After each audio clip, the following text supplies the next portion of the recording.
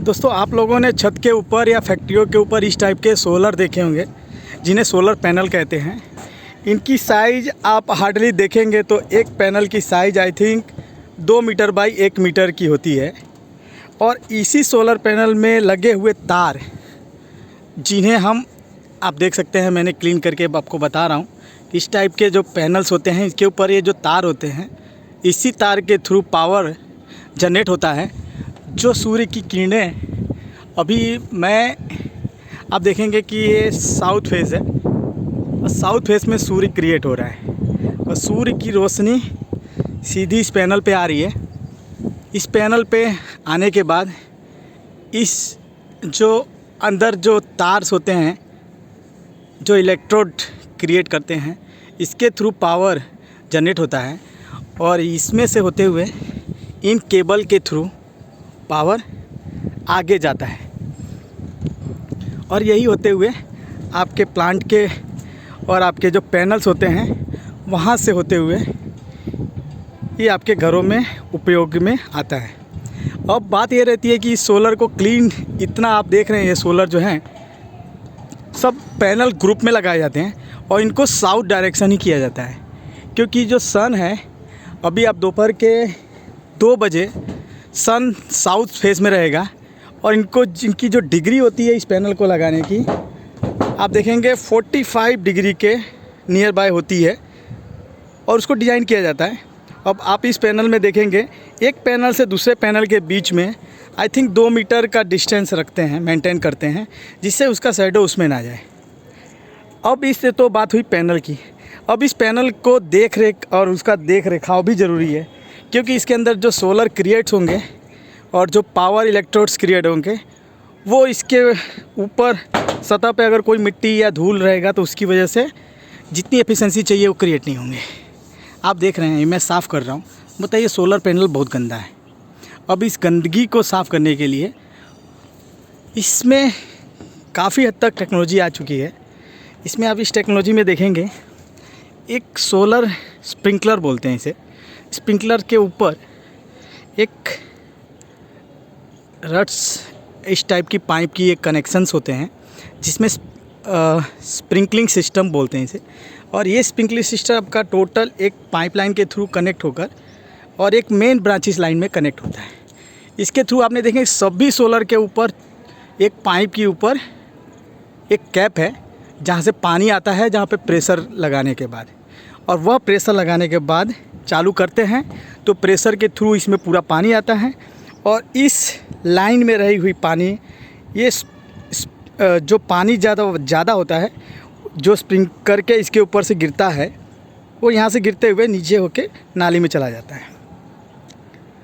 तो ये हुई स्प्रिंकलर को साफ़ कर, स्प्रिंकलर सिस्टम से क्लीन करने की बात, जो सोलर को देख रेखाव में काम आती है। अब आप देखेंगे कि सोलर सिस्टम वाकई आखिर लगाया कैसे जाता है।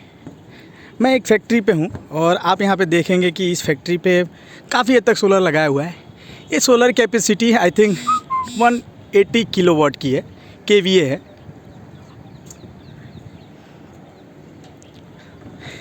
इसको लगाने का आपने तरीका आप देखेंगे, ये रूफ़ है, एक जीआई का जो रूफ़ होता है, उस रूफ़ के ऊपर लगाया गया है।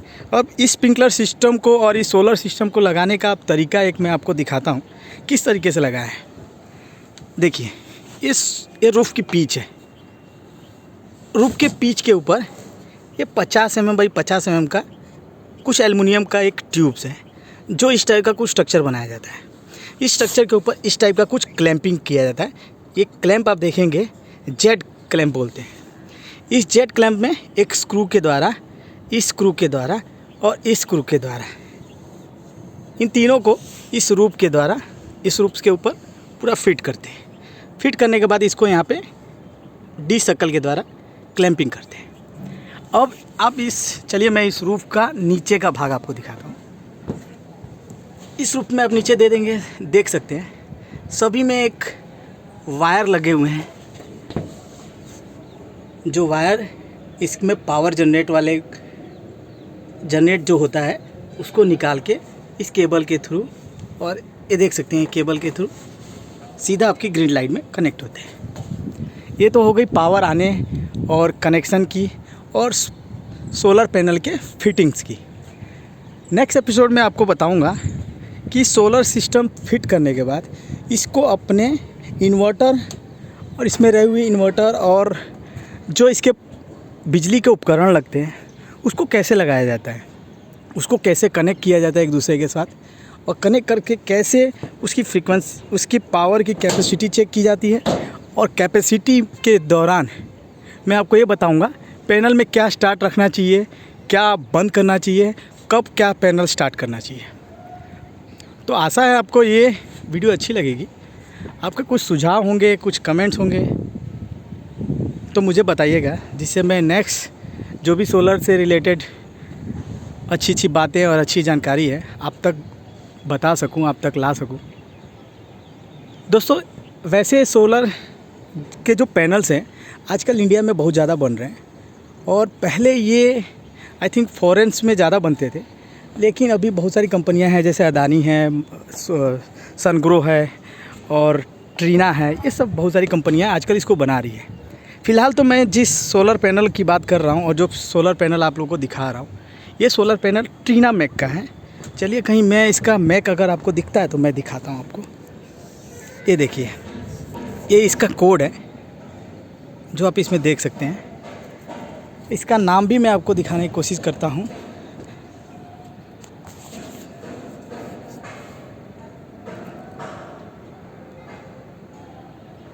देखिए, ये ट्रीना मैक का सोलर है, जिसकी कैपेसिटी भी यहाँ पे दिखा दे रही है 546 वोल्ट ±2%। ये कंपनी भी बाहर की सोलर कंपनी है, जहाँ से एक्सपोर्ट भी करती है इंडिया में। तो ये बात हुई अपनी सोलर से रिलेटेड कुछ जानकारी। अभी मैं सोलर स्प्रिंकलर सिस्टम को भी नेक्स्ट एपिसोड में आपको बताने की अच्छे से ट्राई करूँगा, और इसको मैं आपको कुछ ग्राफ के द्वारा भी इस सोलर स्प्रिंकलर सिस्टम को अच्छे से बताऊँगा, जिससे आपको सोलर से रिलेटेड जानकारी समझ में आ जाए। वैसे तो आजकल सोलर का प्रचलन हर घरों, हर फ्लैट्स, हर दुकानें या हर रूफ स्ट्रक्चर पे क्रिएट किया जा रहा है, जिससे रिन्यूएबल जो एनर्जी है उसको यूज़ किया जा सके, क्योंकि यही एक एनर्जी है जो हमें फ्री ऑफ कॉस्ट मिलती है और जो निरंतर है, जो हमको हमेशा मिलने वाली है। इसीलिए गवर्नमेंट भी सब्सिडी देकर इस सोलर सिस्टम को प्रोत्साहित करने की कोशिश कर रही है। दोस्तों, और एक सोलर से रिलेटेड बातें मैं आपको बताना चाहता हूँ। जो भी ये आप ऊपर की लेयर देख रहे हैं सोलर की, इसको एफिशिएंसी इसकी बनाए रखने के लिए, बारिश के दिनों में तो इसकी एफिशिएंसी नहीं रहती है, लेकिन गर्मियों के मौसम में इसकी एफिशिएंसी 190 तक जाती है। और इस एफिशिएंसी को बनाए रखने के लिए आपको कंटिन्यू मीन्स 10 दिन के अंदर, 15 दिन के ऊपर आपको ऐसे इस तरफ से इसको सफाई करनी पड़ेगी, तो ही इसकी एफिशिएंसी आपको मिल पाएगी। इतनी क्लियरिटी करने के लिए आप कुछ वाइपर्स वगैरह का भी यूज़ कर सकते हैं। लोग आजकल इसके लिए रेडीमेड अमेज़ॉन पे आपको वाइपर्स भी मिल सकते हैं, लेकिन इतनी बड़ी इंडस्ट्रीज़ को क्लीन करने के लिए आई थिंक वाइपर का काम नहीं है। इसमें मैन पावर्स भी ज़्यादा लगेंगे और उस टाइप की मैन पावर को डिप्लॉयड भी करना पड़ेगा, जिससे ये AMC वाइज क्लियर हो सके, और इसको मंथली क्लीन करना पड़ेगा। तो ही आपकी जो भी आपकी लागत से जो भी आपने स्प्रिंकलर सिस्टम, जो भी सोलर सिस्टम लगाए हैं, उसका आप अच्छे से यूज़ कर सकते हैं। आप ये टोटल स्प्रिंकलर, ये सोलर सिस्टम आप देख रहे हैं, ये I think near by 1 month में 20,000 जितना आपको बेनिफिट देता है। मीन्स आपको 20 to 25,000 आपका बचा के देता है। यूसेज अलग से है, यूसेज आप मिला के देखेंगे तो आई थिंक ये नियर बाय 160 किलोवाट का है। तो इसमें आपको 1.5 से 2 लाख रुपया आपका हर महीने का बचत होता है। आशा है दोस्तों आपको जानकारी अच्छी लगी होगी। नेक्स्ट मैं आपके लिए इससे रिलेटेड ग्राफिकल और इसके लिए डिज़ाइनिंग जो बनाते हैं उसके लिए मैं एपिसोड लेके आऊँगा। थैंक यू वीडियो देखने के लिए।